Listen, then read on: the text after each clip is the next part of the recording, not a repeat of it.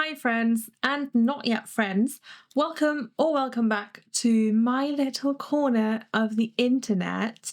Today I have another tattoo video for you and we're going to be talking about my most meaningful tattoos. I know a lot of people have this kind of belief that every single tattoo that you get has to be super meaningful and has to have like a super long, deep backstory to it, and you shouldn't just get something because you think it's pretty or because you think it's funny and silly and makes you laugh or whatever.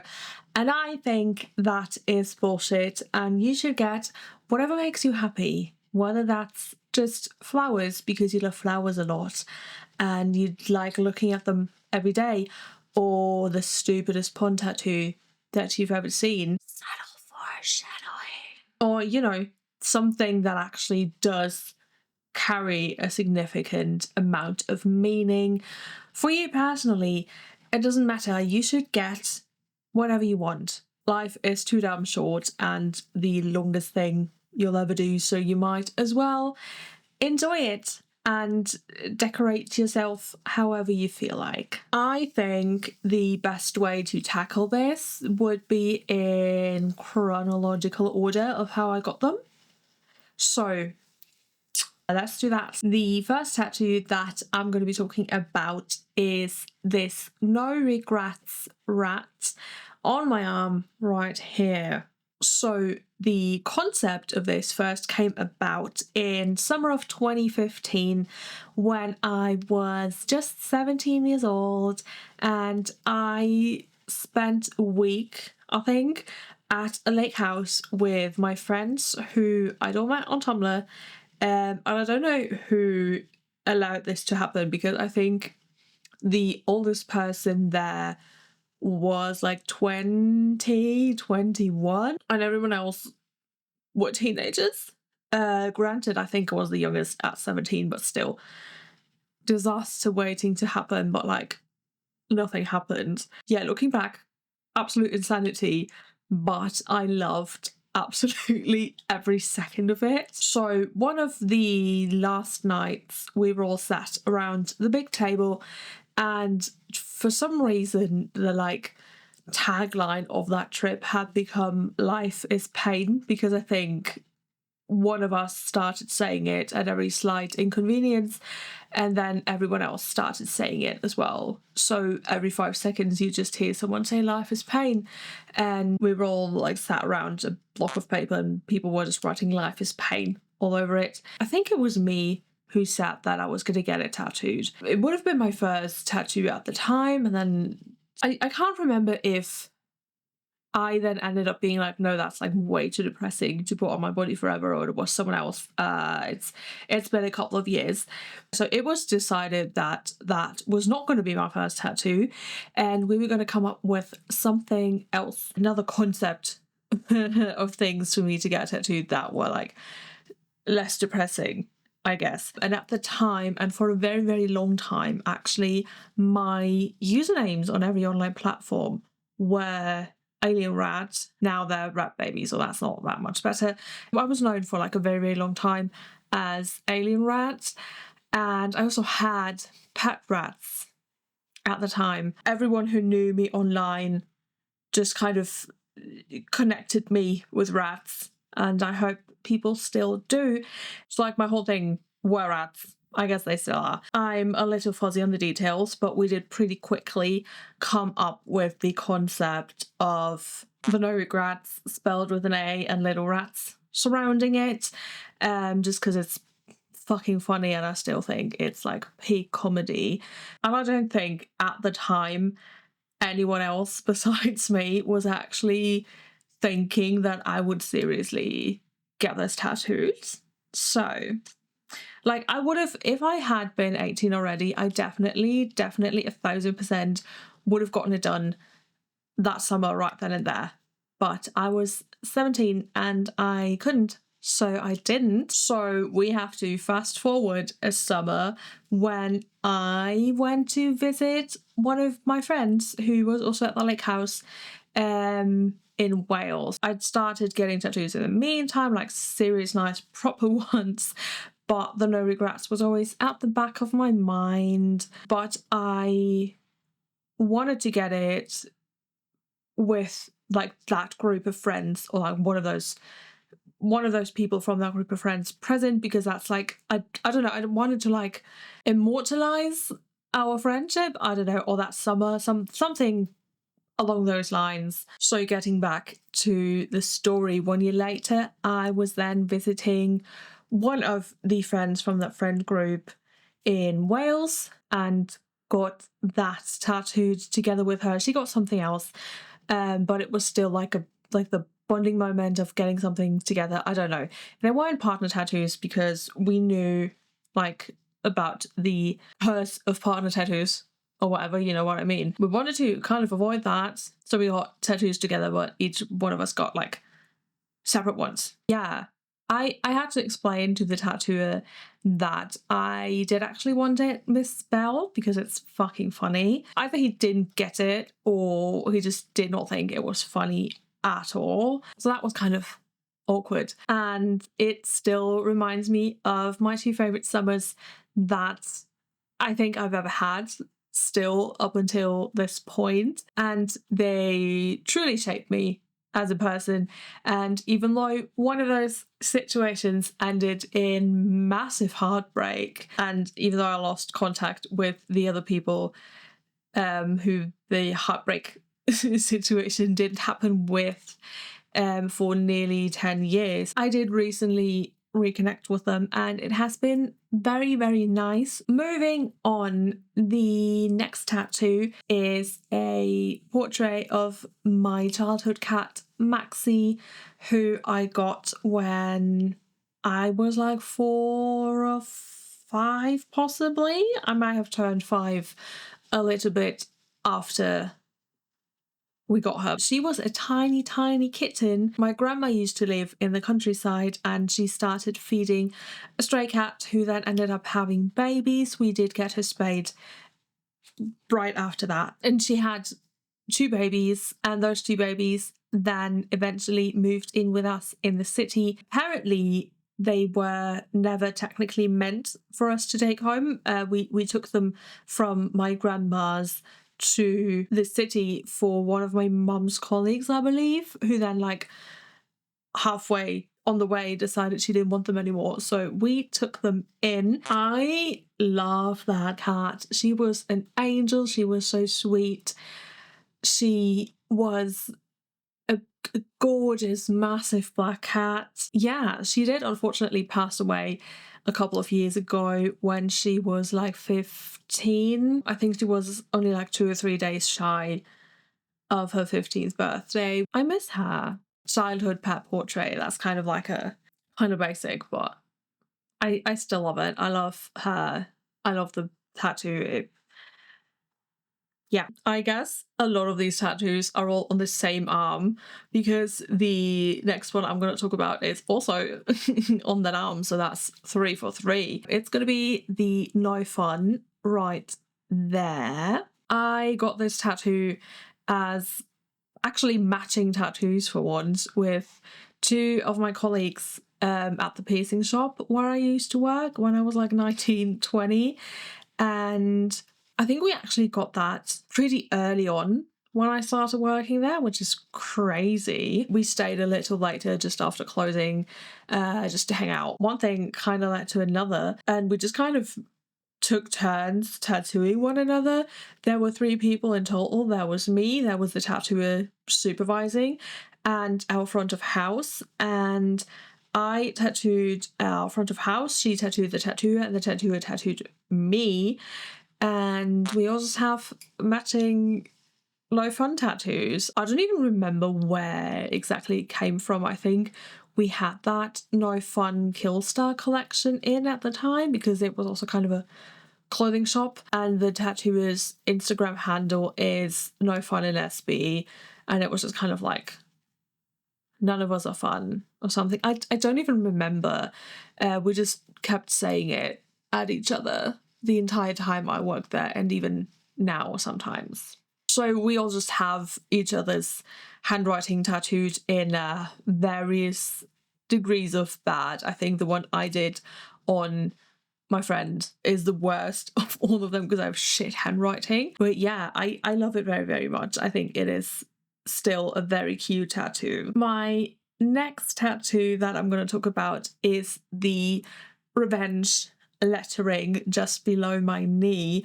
When people ask about it, I always like to say it is just my personal life mantra, but it is actually to kind of represent the album 3 Cheers for Sweet Revenge by My Chemical Romance. I fucking know. It's obvious looking at me that I am a My Chemical Romance fan. They were my first favourite band ever. I discovered them when I was like 11 or 12. A lot of things happened in those couple of years. And they've been my favourite band ever since, really. 3 Cheers for Sweet Revenge was my favourite album of theirs for a long time.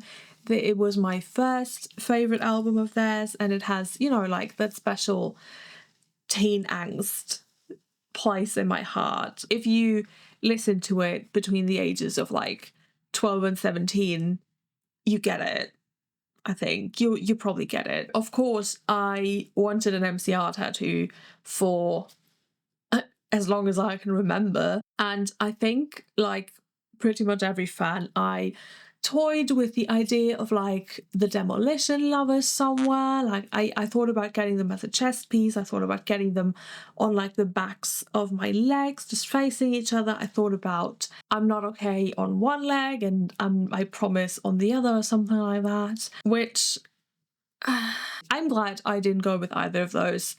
I don't think they're bad tattoos necessarily. I just wanted something less generic. Is like a bad thing to say. I feel bad saying generic, but I just wanted something less obvious than in your face. Not that revenge is so super unique or special or anything, but it's just kind of, I don't know. I couldn't actually fucking tell you why I ended up going with that one, but I'm glad I did. I also, this was entirely coincidental, ended up getting it on the anniversary of me seeing MCR in concert when I was a wee little 13-year-old emo, which totally wasn't planned. I just happened to have a tattoo appointment on that day and just decided the night before that I was finally going to get an MCR tattoo and asked my tattooer to tack that on, and he said yes, and so I got my MCR tattoo. I don't know. I just love My Chemical Romance, okay? It is what it is. We are back on my arm. Up next is this Band-Aid tattoo that my friend tattooed on me the night before we went on a road trip to actually get my tongue split, and it kind of matches one that she has on her knee. She also has a Band-Aid, except hers is pink and has like a Hello Kitty face on like the middle part. This is so cringe to say. At the time, I thought it was like a really cute idea. It is over top sub scars as like a friendship heals all wounds situation. I don't know. I do think it's cute. It's a bit cheesy. I hate saying it out loud because it makes me feel like kind of cringy and weird. But yeah, that was like the thought behind it. And it was also pretty special because she tattooed it on me. And yeah, we've since stopped talking. But it's actually not even funny. But the tattoo still means a lot to me because we went through some shit together, and every time I look at it I think of her, and it's kind of bittersweet, but that's life, baby. These next two tattoos I'm going to talk about I got at the same time by my lovely friend Lucy, and it's the Zwilling lettering on my chest and the Bussi lettering on my forehead. I got both of these very, very shortly after my dad passed away as a coping mechanism. instead of just getting completely shit-faced every night and every day. So I think they were the better choice. Zwilling in German actually means twin, and it is also what the Gemini zodiac sign is called. My dad was a Gemini and so am I, and it kind of over the years became a thing that we were within our family referred to as the Geminis or the twins, which is funnily enough the same thing that happened with my dad and my grandma, because she was also a Gemini, and my grandpa also called them the twins because they were so similar, and my grandma was a Gemini as well, and the same thing happened with me and my dad. I don't know, I'm not really good at words. Yeah, that's the story behind that. The other one on my forehead is my dad's handwriting. It means kiss in English. It's also used as like an informal way to say kisses, as in like bye or like end a letter or something. That's why it's handwritten. I am also very painfully aware that it means something else entirely in Hungarian, and it's also very similar to an English slang term. I've had people point both of those things out after knowing like the backstory behind this, and it's kind of, it had me feel some kind of way. I know it wasn't malicious, but to say that about like essentially a memorial tattoo is kind of weird.